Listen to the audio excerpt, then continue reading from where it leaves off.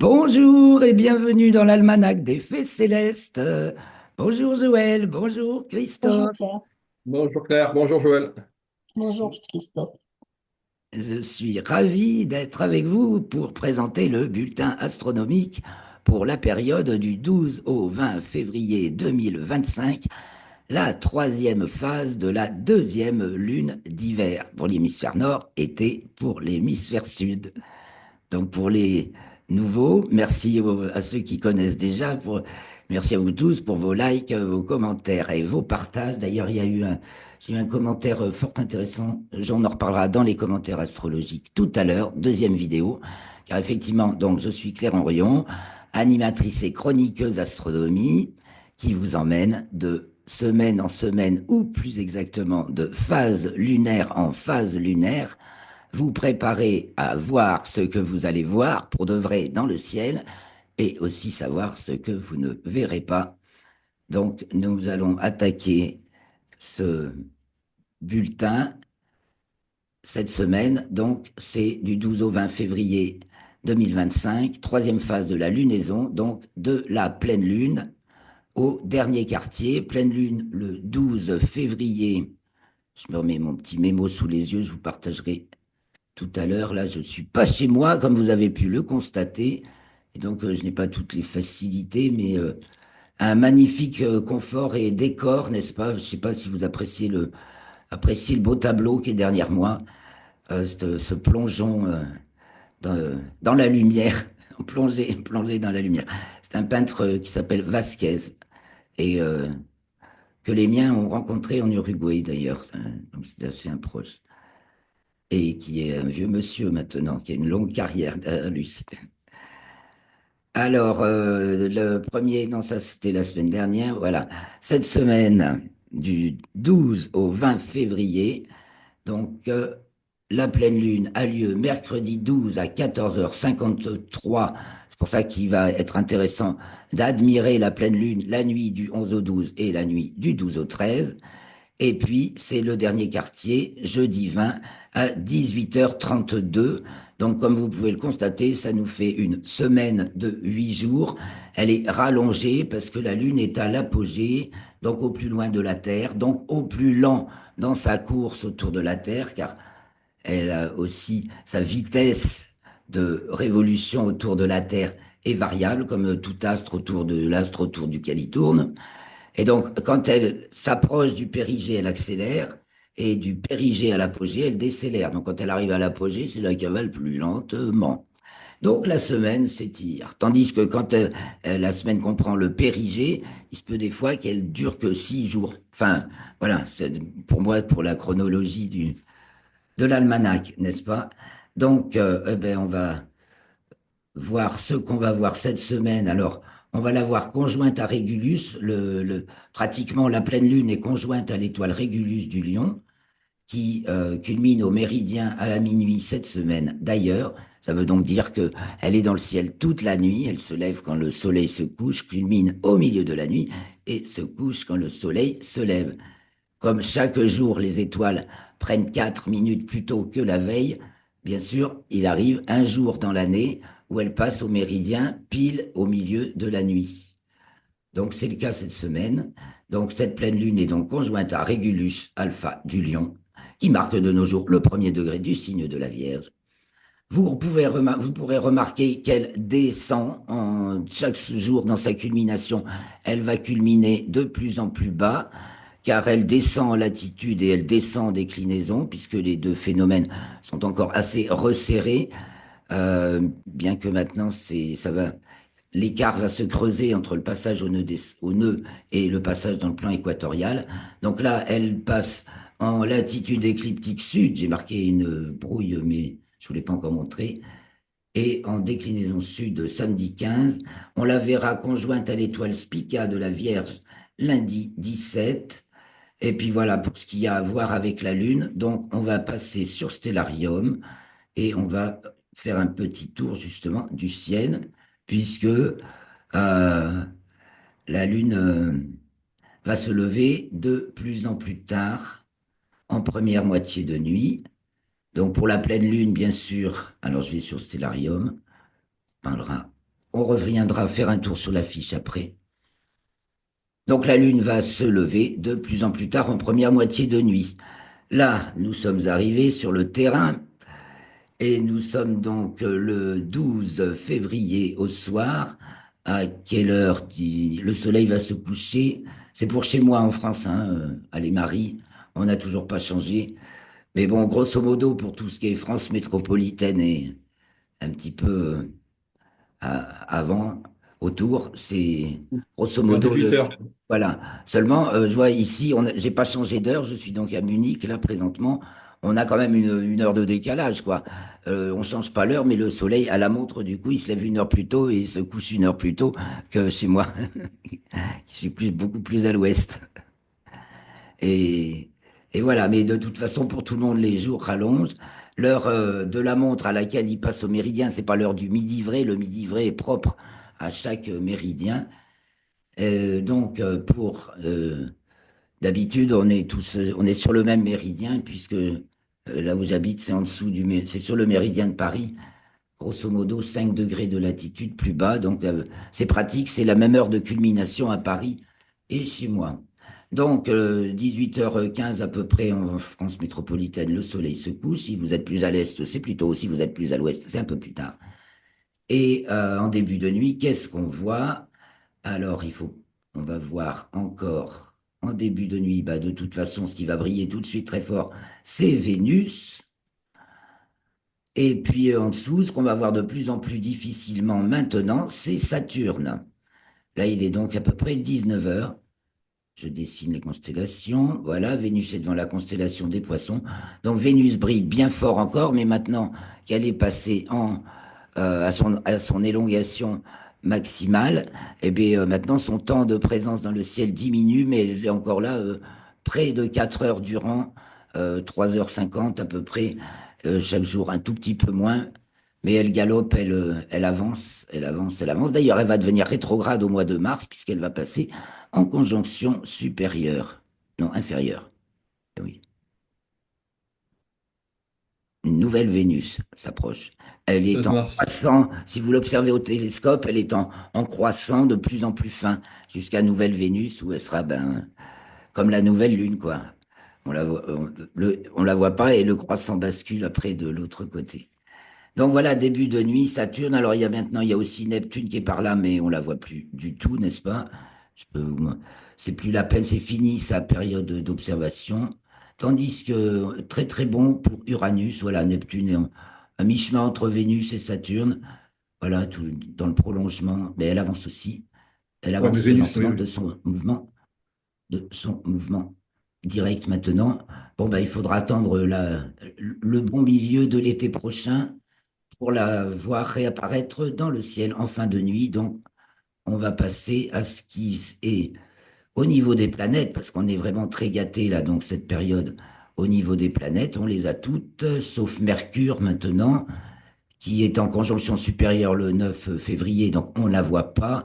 Et on va la revoir, Mercure, dans le ciel du soir. Elle réapparaîtra à partir du 21, donc à la prochaine période que nous commenterons ensemble. Alors le soir, eh bien, on voit du côté du sud, on a Jupiter qui a reçu une illumination maintenant en début de nuit, donc ça veut dire qu'elle est bientôt à sa quadrature est, comme le dernier quartier, culmine en début de nuit, non, comme le premier quartier, pardon, c'est ça.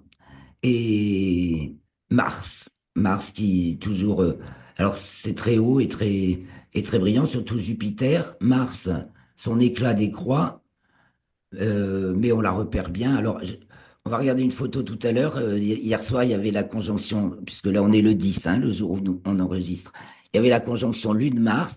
Je l'ai vu, là, même dans le ciel de Munich, le petit point de Mars, dont la Lune venait de se dégager.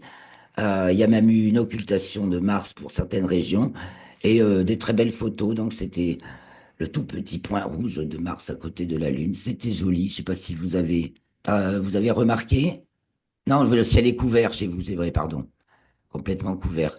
J'ai pu la voir quand même, moi, même Mars, entre quelques brumes, mais pas trop, c'est plutôt sympa. Donc, dans le ciel du soir, on a aussi, on va prendre une heure de plus, parce que pour voir Uranus, faut quand même qu'il fasse sombre. Donc, entre les Pléiades et par là, il y a Uranus. Là, vous avez Jupiter qui est devant la constellation du Taureau. Donc, en début de nuit, on la voit pile au-dessus de Aldébaran, n'est-ce pas?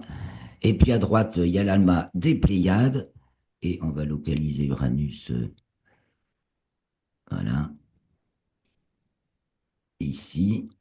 Donc, comme il va plus y avoir la Lune en début de nuit, eh bien, on va pouvoir observer Uranus qui est en excellente condition, elle, d'observation. Donc, si ça vous tente de voir Uranus au télescope, là, c'est confortable parce que c'est en début de nuit.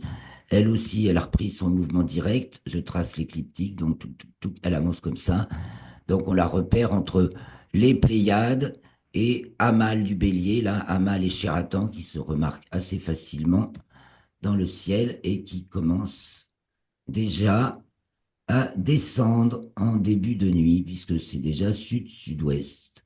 Voilà, donc on a donc Saturne et Neptune qui deviennent invisibles, suivis de Vénus, donc à l'ouest en début de nuit, et tout autant en début de nuit, en haut, tout en haut, gros Jupiter, petit Mars qui galope là entre devant Castor et Pollux. Chaque jour, elle recule encore jusqu'au 24 février, Mars. Elle reprendra son mouvement direct le 24 février. Donc ici, Castor et ici, Pollux des Gémeaux. Et donc, on peut remarquer Mars qui recule. Alors, on va s'intéresser à la Lune maintenant. Évidemment, je n'ai pas commenté les constellations, et ça vaut le coup quand même avant. Donc, puisque la Lune va déserter le ciel, on s'intéressera ensuite à son lever de plus en plus tardif et les étoiles auxquelles elle est conjointe cette semaine. Donc, Régulus pour la pleine Lune et Spica un peu plus tard.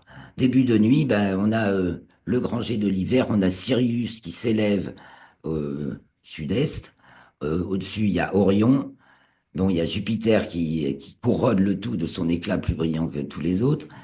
Donc, le grand jet de l'hiver, c'est le moment de bien le regarder, car après, il va passer.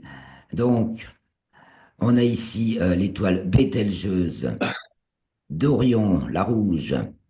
Ensuite, on va sur Aldébaran du Taureau, la rouge également. On passe Jupiter qui n'est pas toujours là et on monte sur Capella du Cocher. Alors, pour vous montrer à quel point c'est haut dans le ciel, Capella est pratiquement au zénith en début de nuit. On redescend, pardon, que je ne me trompe pas de bouton. Ça, sinon, je coupe tout, mince. Ah, je peux pas emmener ma fenêtre, excusez-moi. Avec tous ces trucs sur l'écran, voilà, je vois pas tout, c'est bon. Donc on redescend, donc Capella qui est pratiquement au zénith, Castor et Pollux des Gémeaux, devant lesquels évolue Mars. De jour en jour, vous pouvez repérer donc jusqu'au 24 février Mars qui recule par rapport à ces deux étoiles. Je trace l'écliptique, hein. Voir les planètes, elles sont Mars dans latitude nord et Jupiter est pratiquement sur l'écliptique. Vénus est en latitude nord également. Et ensuite, on redescend sur Procyon du petit chien qui se voit bien. Et puis, Sirius du grand chien, la plus brillante étoile du ciel. On remonte par Rigel d'Orion, la bleue, donc les pieds du grand chasseur, et les trois mages, donc Mintaka, Alnitak et Alnilam. Donc, la figure immanquable du ciel d'hiver qu'on peut contempler encore jusqu'au printemps en début de nuit. Plus ça va, plus elles sont sur le couchant. Et du côté de l'Est, bah donc s'élève, et c'est là qu'on va s'intéresser à la Lune, s'élève le Lion avec l'étoile Régulus. Donc le 12 au soir, la Lune est juste au-dessus. Et la Lune est bien pleine encore, puisque la pleine Lune a lieu le 12 à 12h, à 13h34. Donc une belle Lune bien ronde. Mais la pleine Lune est passée, donc on va voir le Soleil qui commence à se coucher de ce côté. Donc, elle va être cette semaine gibbeuse décroissante. Donc, la nuit du 12 au 13, elle est encore toute ronde, mais le jour commence à se coucher au limbe, je ne vais pas dire de bêtises, je crois que c'est oriental, ce qu'on dit celui-ci. Et donc, Régulus du Lion, l'étoile alpha du Lion, qui en plus, ça veut dire la règle, Et en plus, elle est pile pratiquement sur l'écliptique. Elle est vraiment la règle, une bonne règle pour le ciel, effectivement. Et donc, elle marque de nos jours le premier degré du signe de la Vierge. Alors, on va se positionner sur la Lune qui va déserter le ciel de plus en plus longuement en début de nuit. Le 13, elle va se lever à 19h21, soit grosso modo 1 heure après le coucher du soleil. Donc, vous voyez, elle a déjà un petit peu, un tout petit peu mangé par rapport à la veille. On voit donc le soleil qui se couche ici sur la mer des Crises, ce petit rond tout seul là, au-dessus ou à gauche, enfin ça dépend, hein, par rapport aux trois mers, là, tranquillité, sérénité et humeur. Là, c'est la mer des Crises. Donc, on va voir au début le soleil qui se couche sur la mer des Crises. Si vous prenez une paire de jumelles, ça le fait. Ensuite, le lendemain, le 14, ben, il faut prendre 1 heure de plus pour voir apparaître la Lune dans le ciel qui se lève à 20h27, soit grosso modo 2 heures après le coucher du soleil. Vous voyez, elle est encore devant le lion. Ici, c'est la queue du lion, des nébulas, le 14 au soir. Donc, le 15, il va falloir prendre 1 heure de plus.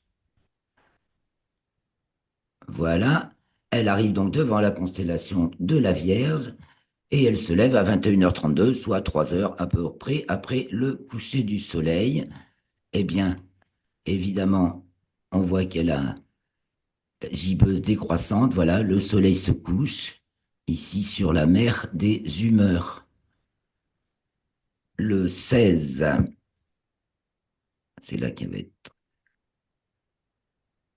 le 16. Et alors, 1 heure plus tard, 1 heure plus tard, le 16, le 17, ah, j'ai dû passer un jour, le 16. Le 16, elle se lève à 22h35 devant la Vierge.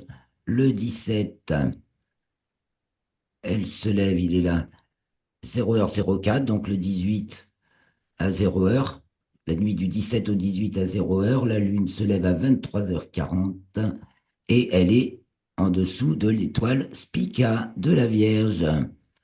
Donc on peut la voir le 17, la Lune, avant de la voir le...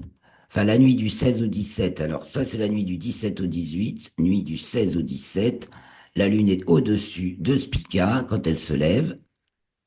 Et nuit du 17 au 18, la Lune est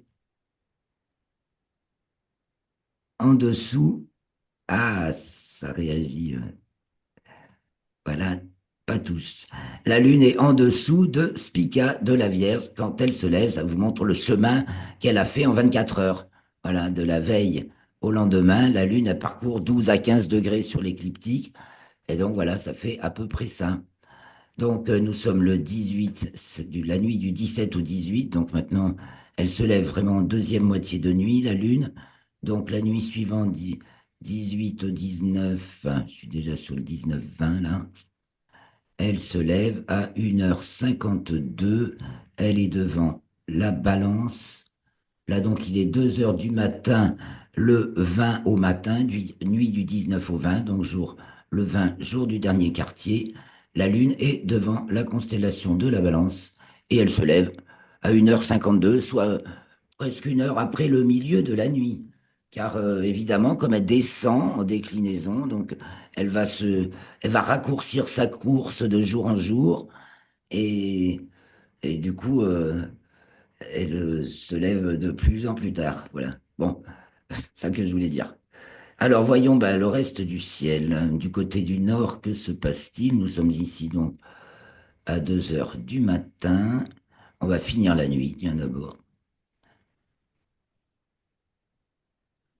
Donc en fin de semaine, plus d'étoiles dans le ciel, plus de lune dans le ciel pour apprécier Uranus en particulier, le ciel profond, bien entendu, toute la grande, la grande nébuleuse d'Orion, si vous voulez, puis tout un tas d'autres richesses du ciel, dont je vous livre quelques images dans l'article dont le lien est dans les descriptions de la vidéo. et dont on va peut-être, j'espère, avoir le temps de partager. Je vais avoir le temps de partager quelques images avec vous. Donc, du côté de l'Est, en fin de cette période, donc la nuit du 19 au 20, là, il est 2 heures du matin. Bon, je vais me mettre, voilà, 1h04, 1h05. C'est l'heure du minuit vrai. Je me tourne d'abord du côté du nord. Ça, c'est le point de repère. C'est le nord. Et je dézoome. Voilà. Donc, le ciel à minuit en cette saison du côté du nord. Donc, l'étoile polaire qui est toujours à la même place et le reste qui tourne autour. Donc, à minuit, eh bien, c'est Céphée qui est au plus bas et tout en haut, on a la grande ours qui plane sur le dos. Et voilà, et qui passe au plus haut, au milieu de la nuit, donc. Donc le dragon et la petite ours s'élèvent, ils sont à 3 heures, et la grande ours est à midi, si on prend ça comme une horloge. Voilà, donc 6 heures, 3 heures, 6 heures, oui, 9 heures, et 12 heures, 0 heure, voilà.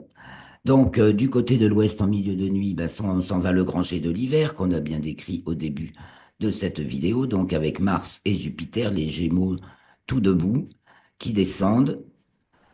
Et puis, du côté du sud, en milieu de nuit, culmine le Lion. Je vous ai dit que Régulus passait au méridien à la minuit. Je crois que c'est le 19 février. Et puis, donc, ici Régulus, à laquelle la Lune est conjointe le 12, et ici Spica, à laquelle la Lune est conjointe le 16. Et puis du côté de l'Est, en milieu de nuit, eh bien, s'élève Arcturus du Bouvier, que l'on trouve dans le prolongement de la queue de l'ours, suivi par Spica de la Vierge, si vous prolongez cette belle courbe. Et apparaît Vega de la Lyre, qui reste pas longtemps sous l'horizon à nos latitudes. Voilà, donc fin de nuit, que se passe-t-il? 2 heures du matin, apparaît la balance avec la Lune, donc puisque c'est le dernier quartier.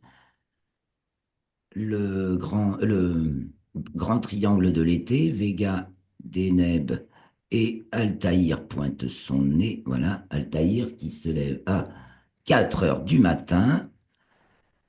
Le Scorpion, bien sûr, s'est levé déjà. Antares se lève à 3 heures du matin au sud-est, hein. Et fin de nuit, voilà, les nuits diminuent. Vous voyez, à 7 heures, il fait presque jour. Alors, on va partager un petit peu les news. Je vais vous commenter les news et vous montrer quelques images. Donc, j'arrête ce partage et je prépare le suivant. Ça va? Oui, Des oui. remarques, des questions? Non, Alors, j'ai le temps de vous faire un petit peu l'actualité. Pour une fois, mon petit digeste de l'actualité spatiale, aéronautique enfin, astronautique, quoi, et plutôt que aéronautique, ouais. Oh, mais c'est pas vrai.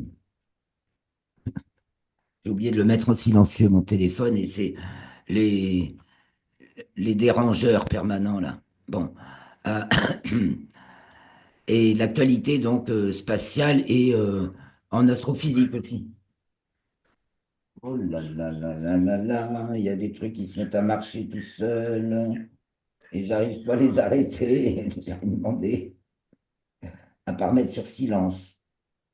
Alors, excusez-moi, je prends 2 minutes pour mettre sur silence parce que c'est pas supportable. J'ai oublié de le faire. Merci.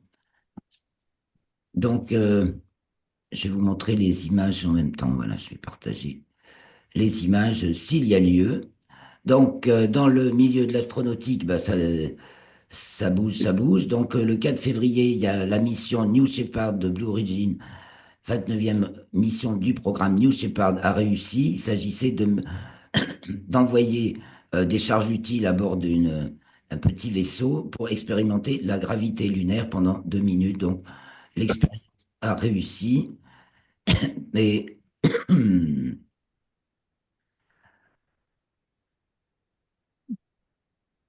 en revanche, Il y a un problème avec le deuxième étage de la fusée, là, qui aurait explosé en 67 objets. Donc le premier étage était bien revenu, la Blue Glen de Blue Origin, qui avait été lancée il y a 2 ou 3 semaines. Un beau succès, mais en même temps que le vol 7 du Starship, qui avait été aussi un demi-succès. Les deux ont été un demi-succès. Ils ont été quasiment en même temps. Alors, la Blue Glen donc, a laissé son deuxième étage exploser en orbite, 67 objets qui causent des problèmes, évidemment, de débris spatiaux. Mais l'expérience, puisque c'est sur Blue Origin, New Shepard a bien fonctionné, donc il s'agissait de simuler la gravité lunaire et par la suite de pouvoir simuler la gravité sur différents astres dont la gravité évidemment est différente de celle de la Terre, comme Mars par exemple. Le 8 février, il y a eu 2 lancements réussis, un vol Starlink de SpaceX, de la routine pourrait-on presque dire, et un lancement Electron de Rocket Lab, une société de Nouvelle-Zélande hein, qui commence à être connue et qui a mis en orbite des satellites français, 5 satellites français Kinéis.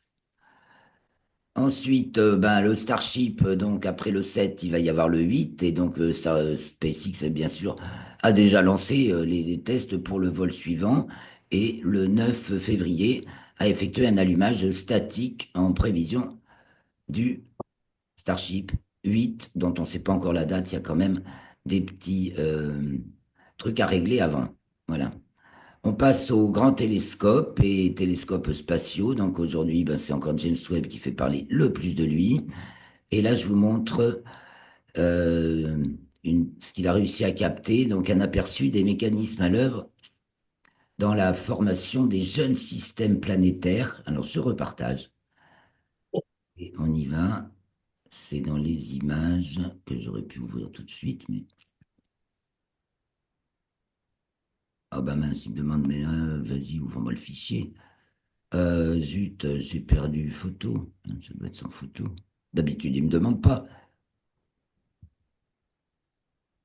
Voilà.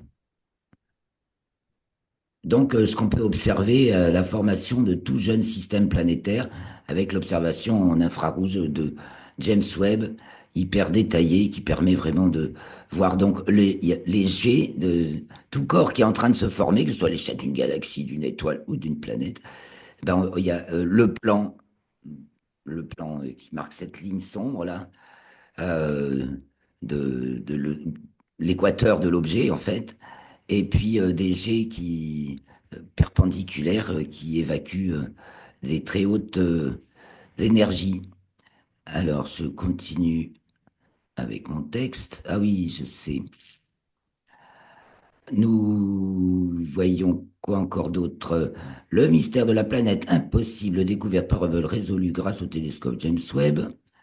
Comment le télescope James Webb, ou JWST, a capturé la danse magnétique de notre trou noir galactique. Oui, parce que justement, grâce à son observation en infrarouge, il réalise des choses qu'on n'avait jamais pu faire avant et donc qui confirme là ce qu'on supposait sur l'importance des interactions magnétiques qui sont en fait, qui courbent tout, quoi, qui font les chemins de toutes les particules qu'on observe.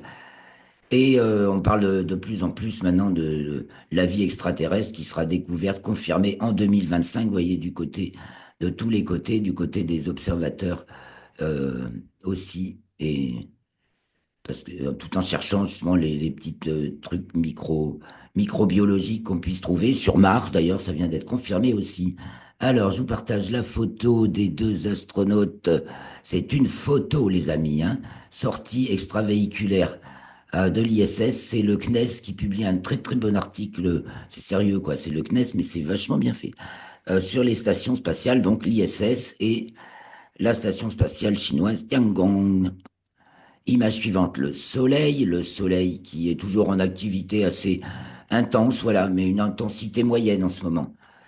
Avec de temps en temps, le 7 février, il y a eu encore une émission de masse coronale en direction de la Terre.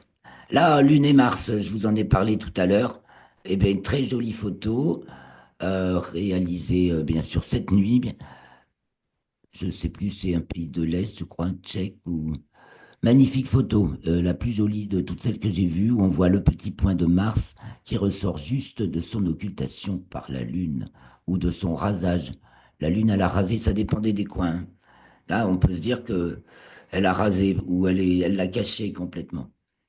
Et puis Mercure, qu'on ne voit pas en ce moment, est dans le champ du coronographe Lascaux C3, donc qui masque le disque du Soleil, donc un champ d'une dizaine de degrés autour du Soleil, qui permet d'observer ce qu'il y a dans l'environnement solaire, alors que sinon on n'y verrait rien parce que le Soleil éblouit. Et bien donc, il y a Mercure qui est en conjonction supérieure, le 9, donc le 9 aligné comme ça. Et la semaine dernière, souvenez-vous, on l'a regardé, elle était entrée par là. Et une semaine plus tard, elle est là et elle va y rester jusqu'au 20. Elle en sort cette semaine. Champ du coronographe Lascaux C3, je crois que c'est le 18 ou le 19. C'est ça, le 19. Image suivante,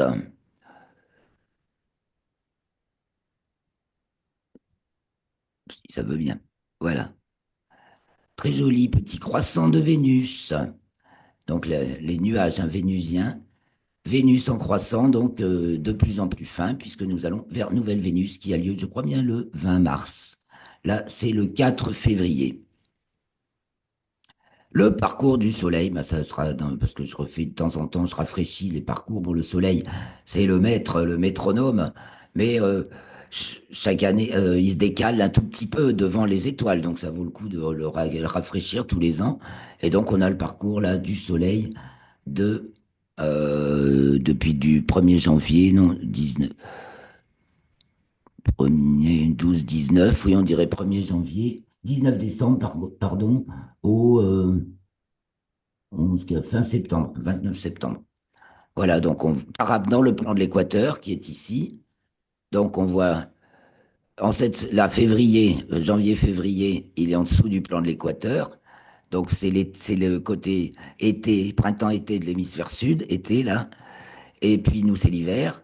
Après, ici, c'est l'équinoxe, quand la ligne de l'écliptique, donc le Soleil trace l'écliptique, hein. Et là, donc, on voit ça dans le plan de l'équateur. Donc, quand le plan de l'écliptique et le plan de l'équateur se croisent, eh bien, c'est là, c'est l'équinoxe. Donc, après, il est en déclinaison nord et on arrive jusqu'au solstice de juin. Il reste en déclinaison nord et le 23 septembre, il recoupe l'écliptique en descendant. Et là, c'est l'équinoxe d'automne. Euh, alors une image reconstituée de notre galaxie grâce aux données du satellite Gaïa qui va bientôt rendre l'âme car elle a plus de carburant en 2026.